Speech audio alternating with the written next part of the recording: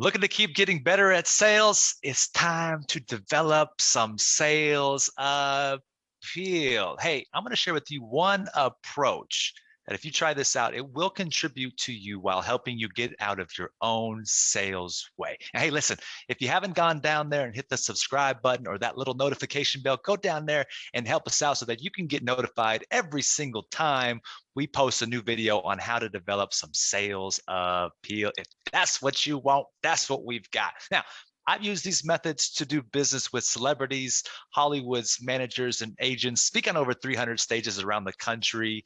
And not even that, not just that, but cold call into Fortune 100, 500, 1,000 companies successfully and do business with, be mentored by some of the top entrepreneurs, business leaders, and sales trainers in the world. Many of these guys I call my friends.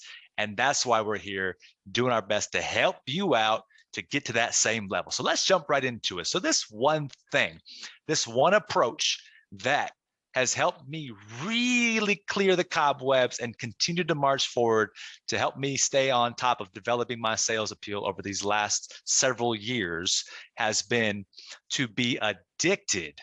And I say addicted like, yes, we are all addicted to something. You just got to be aware of what your addictions are.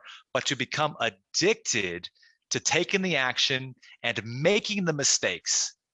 Notice what I just said there. Addicted to taking the action and making the mistakes, because I want to make as many mistakes as I possibly can, as fast as I can when doing something that I haven't done before, and then adding the feedback loop to that so that I can personally take the information and the insight and go right back to it and put it into use immediately. Now, let me share a quick story with you back when I first got brought on to travel the country as a speaker. Now, I'll tell you right now, it was pretty incredible. I literally was working as a promoter in Las Vegas, pushing nightclubs, selling tickets on the floor, selling bottle service at the rooftop. And I did really good. I was a leader every single night in that position, had lots of fun doing it. But I got brought off that floor to go work underneath one of the top speakers in the world and get thrown into the mix right away. Guess what? I had no idea what I was doing. I mean, absolutely no clue. But the fun part is with this method that I'm sharing with you right now, I knew one, that I wasn't expected to be very good at this because that was already how the situation was positioned in the beginning with me going to take on this new position.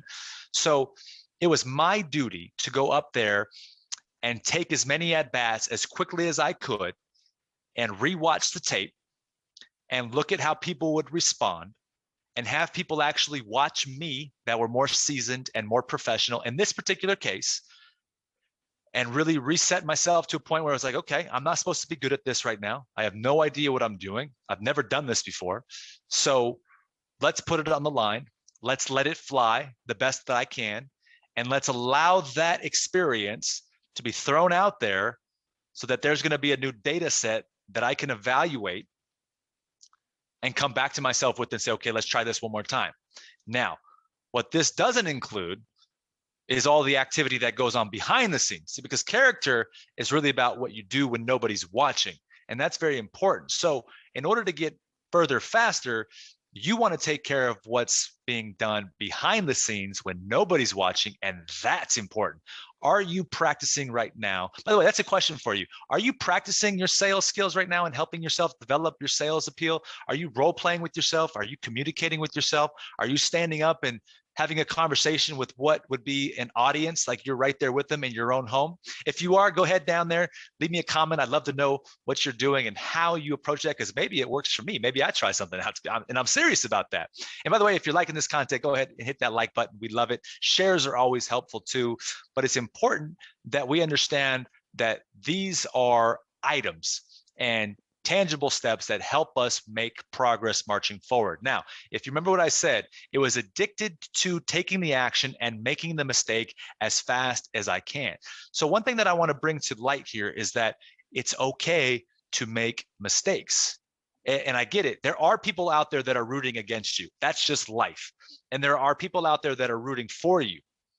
But let me ask you this question. Are you rooting for yourself? Because at the end of the day, when you think about this big picture of life and what you're working on and who you're becoming, it's not just you that is relying on you. You have family members, moms, dads, brothers, sisters, kids, grandmothers, grandpas.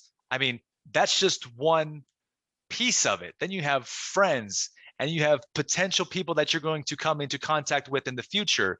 You have peers.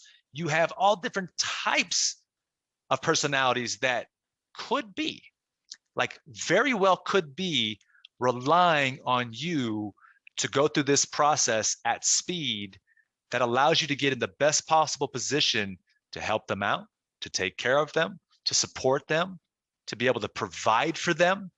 And if you don't, because you have some objection to making a mistake and thinking somebody might judge you, which is going to happen, and thinking that somebody's going to make fun of you, very possible, right? But what about the people that are rooting for you? That's very important. People who believed in you from day one. If you didn't have anybody that believed in you from day one, all you need is the belief in yourself.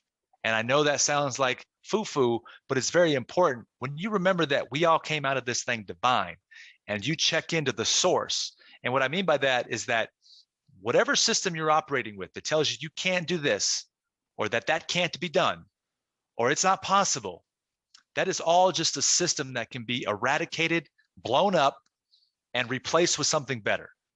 And so in this process right here of developing your sales appeal, whether you're just learning to get on calls and pick up the phone and make cold calls, whether you're taking inbounds, whether you're getting on an actual stage and doing a group conversation, it doesn't matter.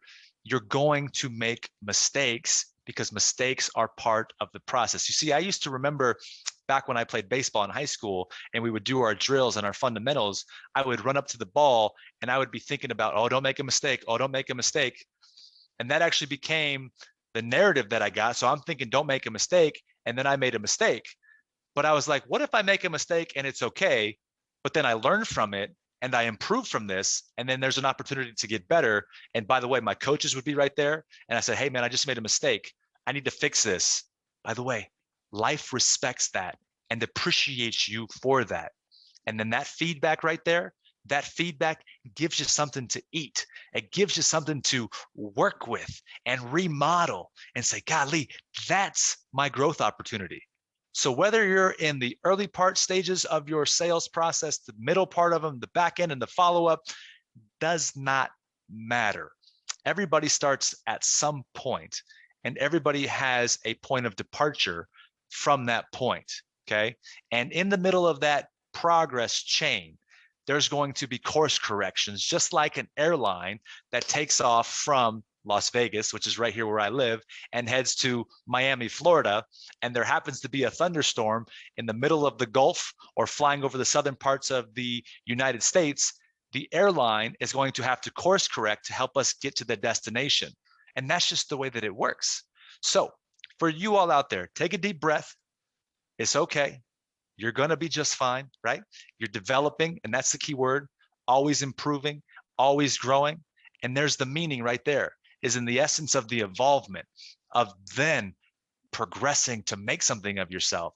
So for this particular video, I wanted to share with you that one piece right there that is inevitably, probably, not everything, by the way, there's lots of different components, but one piece that helped me grow further, faster in sales over the last several years was jumping into it and being addicted to taking the action. So if it was a phone call, picking up the phone, calling somebody, even if I didn't know that the script is right.